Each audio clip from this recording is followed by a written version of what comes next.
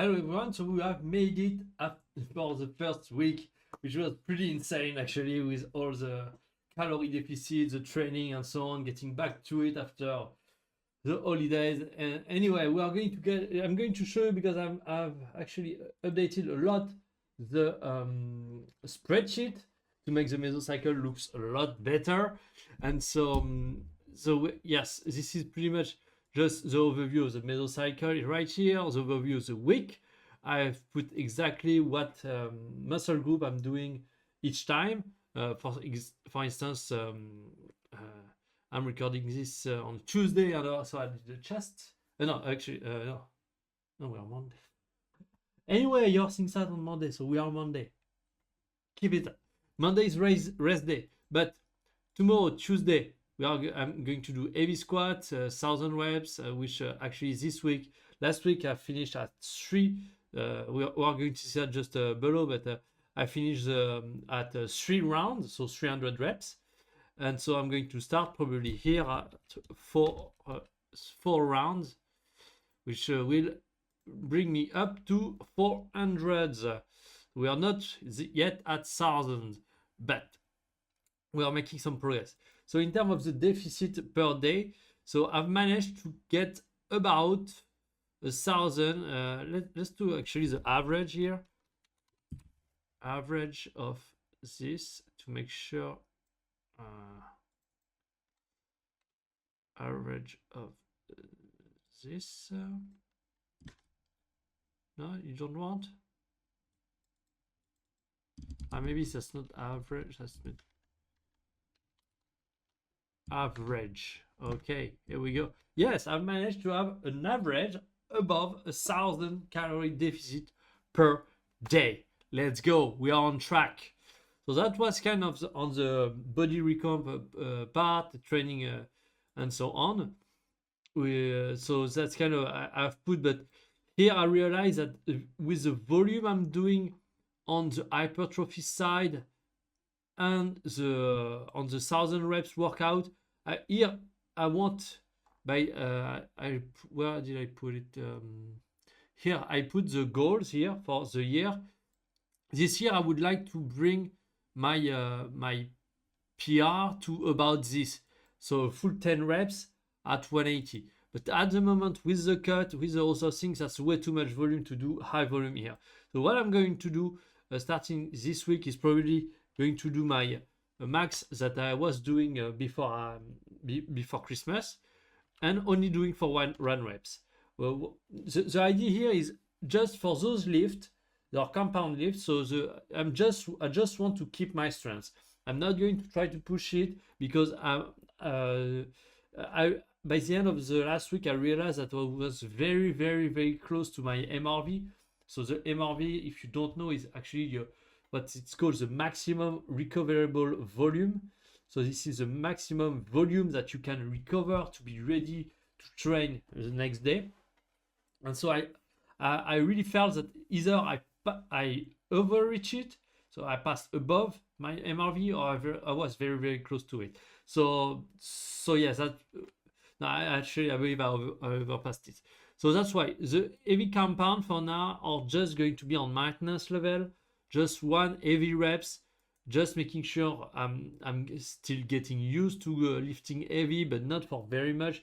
Maybe I'm going to do 3 sets of only 1 reps just to get a feel of how heavy it is, and then rebuilding on muscle and so on with the other part. But, and this is where things get interesting, I'm going to show you the result of last week that you are seeing right here. So let's 150, yeah, maybe. Yeah, that's better. So when I jumped on the scale, I saw that I was a 0.1 kilogram heavier than last week. After all of that, I said, what the fuck is going on? But then I saw that I actually lost about 2% body fat and increased my muscle by about a kilogram and almost 1.7 kilogram of muscle in just 1 week. That's insane. I wasn't actually expecting that because when you're on calorie deficit like this, you're you're burning muscle because you're calorie deficit. At least that's what I thought. But since I've really kept my macro in check, eating a lot of protein, cutting up on carbs and fat, but keeping my protein very high. And I know that my body is actually responding very well to protein because usually I don't really eat a lot of protein. I'm still able to maintain my muscle mass. So yeah, pretty insane result. I wasn't expecting that at all. And I believe the 2% is actually big. It's just that if you gain more muscle, of course, for the same amount of fat, you will have a lower percentage of fat. So probably I didn't actually lose 2%. It's just that I got bigger. So yes, that's the end of, of the thing here. But very interesting. At least I have at least lost I believe a full 1% of body fat this week. So we are on track. I need to do that for the remaining until this week, where here I should reach my goal of 10%. And actually what I would like is to be somewhere at 8%. The reason being is I want to overshoot slightly my goal, because then when you are getting back to a normal diet and so on, you can take a little bit of fat just because you are getting back to a normal diet, even though there is things to do that you can do in order to mitigate that issue. If I overshoot it, I will be sure that I will be able to start off my season after going skiing, actually on the actual 10%. So that's kind of but yes, result pretty insane.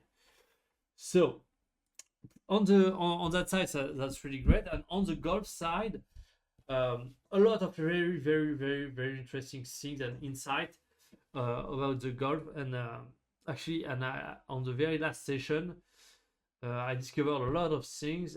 And after I shut down the camera, because sometimes I do it, I keep hitting a few balls, and I haven't got a lot of chance to test it.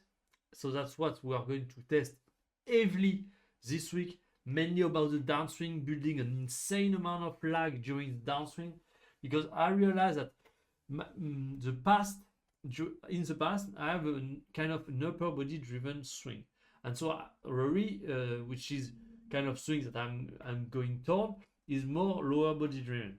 And so what I realized is actually I was still using my upper body by activating my back here, to pull the club. But the issue when you do that is that actually pulling your hip away from the rotation. Let's say that pulling the hip towards the right, where you are trying to rotate your hip towards the left. And so I believe that's why I struggle to rotate my hip as much as I want, and to give and to build the lag that I want. And so the idea here is going to be really trying to relax as much as possible those muscles. And if I relax those muscles, it means that my upper body is not pulling the club down. So if I want to be able to hit the ball, I have to activate my lower body aggressively. So that's kind of the main thing, because I believe we have made so much progress over the past few sessions of this during this week. We have kind of went over the entire swing, and now if I really want to nail down the details, I need to fix the issue in the downswing to get something that is really close.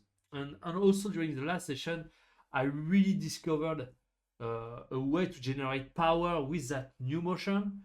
And so if this week we are going to try to put everything together into a coherent downswing that generates a ton of power. And yeah, pretty much that's it. Because the idea is really to we are only on the first week, so we have plenty of time to go. But I really want to, at the end of this, more on this side, at the end of this side, where we are, the goal is mainly to increase the volume of ball I'm going to hit. But on the technique, on the speed side, is more about I want to fix the technique and being able to have a decent amount of speed with that technique without trying to push actually speed.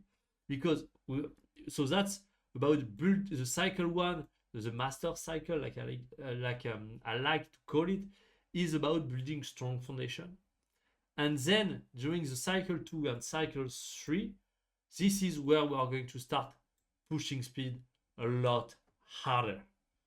But, and so in terms of benchmark, from what I saw, if I can put everything together the right way, I should be pretty close to 115 club head speed, kind of cruising. So that will be already an improvement, because 115 was kind of almost not my max on my normal swing, but I had to go pretty hard after it to just get there. And so that will probably set my max close to 120. So if with the swing change we are making currently, I can get by the time I reach by the time I go skiing, a 115 cruising, we're onto something. Because if I want to reach, let's actually put the speed goal here to track if we are on track. Also, I just thought about it, but probably I'm going to change my thumbnail on my video and try to put the speed of each session, the max speed that I did on each session. Even though I'm not trying to push max speed, I believe that kind of at the end of the year, that's going to be very interesting to see the evolution session after session, to see the speed slowly getting higher, seeing some peaks sometimes. I believe that's going to be fun. So I'm probably going to, because for now my thumbnail are pretty very basic. So if we can get at that point 115, that will be great. Because here for the peaking here, we want 130, minimum of 130, and of club head speed, and 200 miles per hour of ball speed. That's kind of the goal of the year here. So here we go. Up and center. I don't want to put too much goal for the two other cycle, because I don't really know how I'm going to evolve. But yeah, and I believe because I want to become a professional player, now it's pretty much what you need to do. On the PGA Tour, the top players are actually swinging on the golf course between 120 and 125. And when you see Rory, Clark, when you basically every time you see 190 ball speed, they are swinging at about a minimum of 127 on the golf course, which is mind-boggling to me. But so that's why for me, reaching that goal of 130 and 200. Honestly, I don't believe that much that I'm going to reach the 200 mark ball speed, but that could be the very cherry on top. If after 1 year of full training, focus only on speed, if I can reach this mark of 200 ball speed, yeah, that's going to be the cherry on top. Absolutely. Anyway, so yeah, that's it for this second edition of the Monday chill chat. Yeah, we're on the right track. I just need to keep going. That was hard because a lot of session was very cold, and so yeah, just the cold make it a little bit harder. But yeah, I just need to keep going. So let's get it. Thanks for watching. I'll see you next time.